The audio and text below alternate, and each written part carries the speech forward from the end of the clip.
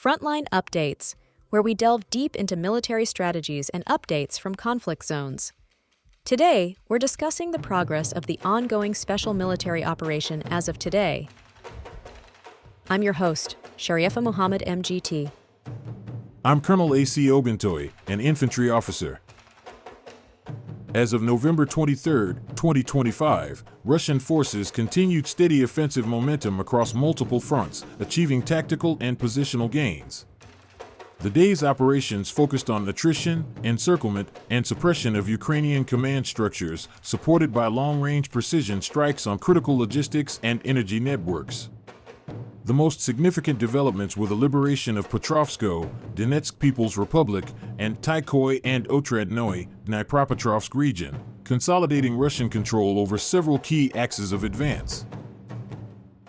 Welcome to Frontline Updates, the podcast that brings you in-depth insights into military operations from those leading them on the ground. Today, we're joined by Colonel AUC Oguntoye, an infantry officer monitoring critical missions on the progress of the special military operation as of today.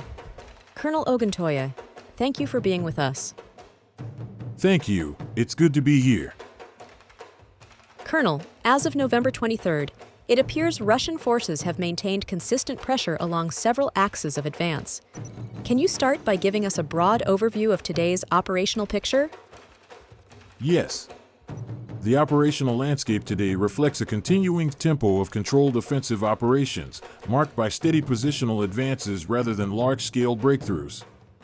What we're witnessing is the execution phase of a deliberate attrition and encirclement doctrine, where Russian forces seek to wear down Ukrainian defensive capacity while securing incremental but permanent control of key terrain.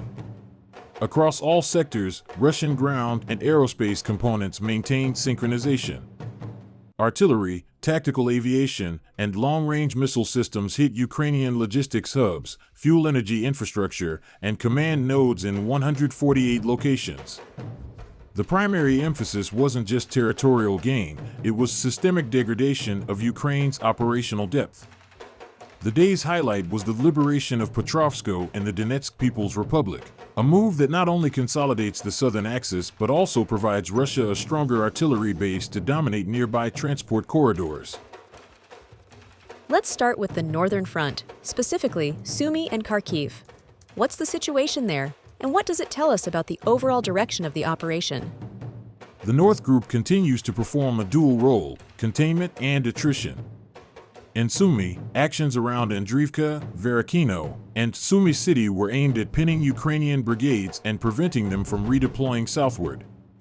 At the same time, operations near Ternivaya and Vilcha in Kharkiv weakened Ukraine's border defenses and disrupted supply movements toward Kupiansk.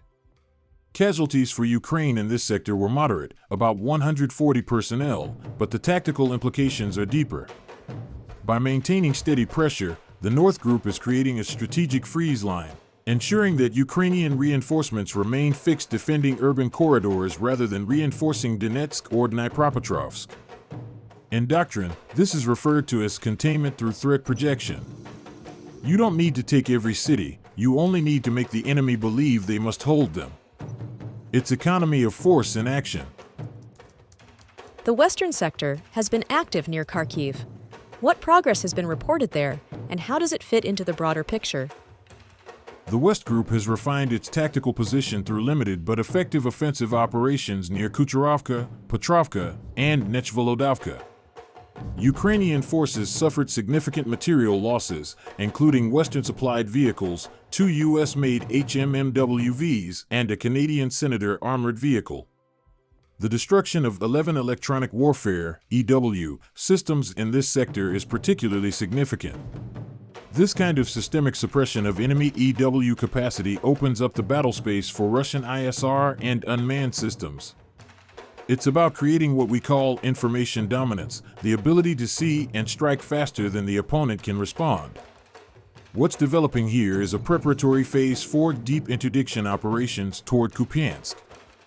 Once the Ukrainian EW shield is sufficiently degraded, long-range fires and UAV swarms can act with impunity, forcing a Ukrainian withdrawal without necessarily engaging in a costly frontal assault.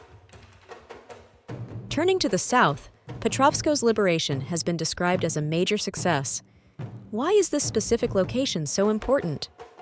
Petrovskoe represents a nodal point in the Donetsk tactical grid. By capturing it, Russian forces have gained artillery control over the approaches to Kramatorsk and Seversk, effectively tightening the encirclement around Ukrainian formations in the Donbass corridor.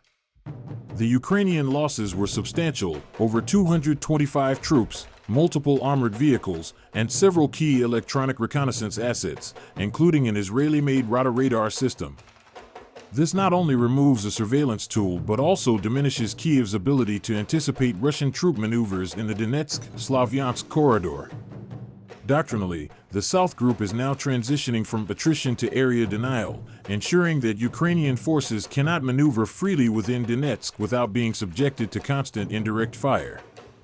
This sets the conditions for the next operational phase, broad front isolation, where Russia seeks to cut Ukrainian reinforcement routes from the Dnipro axis altogether. And what about the center front, which appears to have some of the heaviest fighting, particularly around Krasnoarmeysk and Dmitrov? Indeed, the center group remains the main axis of Russian offensive concentration. Fighting in Krasnoarmeysk and Dmitrov is intense, urban, and attritional, what we refer to in doctrine as block clearing under contested fire. The 2nd and 51st Armies have been systematically dismantling Ukrainian defenses across the central and industrial zones. 7 Ukrainian counterattacks were repelled by Russian combined units, leading to the loss of over 435 Ukrainian soldiers and several armored carriers, including multiple US-made M113s. The key takeaway here is that Russia's tactical objective is compression, reducing Ukrainian operational depth to the point of collapse rather than a dramatic breakthrough. In urban warfare, speed kills coordination. Once you control the microdistricts, you isolate enemy platoons, cut off logistics, and force piecemeal surrenders. That's what's happening in the center: methodical erosion of combat cohesion. We've also heard reports of the East Group liberating new settlements in Zaporizhzhia and Dnipropetrovsk.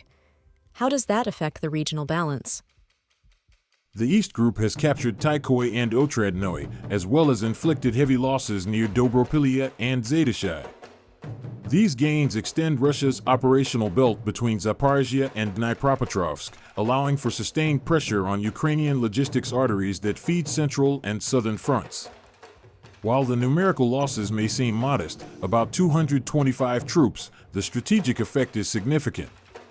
These settlements lie along secondary supply corridors, meaning their loss forces Ukraine to reroute transport and ammunition through longer, more vulnerable routes. This is logistics warfare, where the objective is not destruction but paralysis. Finally, Colonel, the Dnipro front has remained volatile. What's happening there now?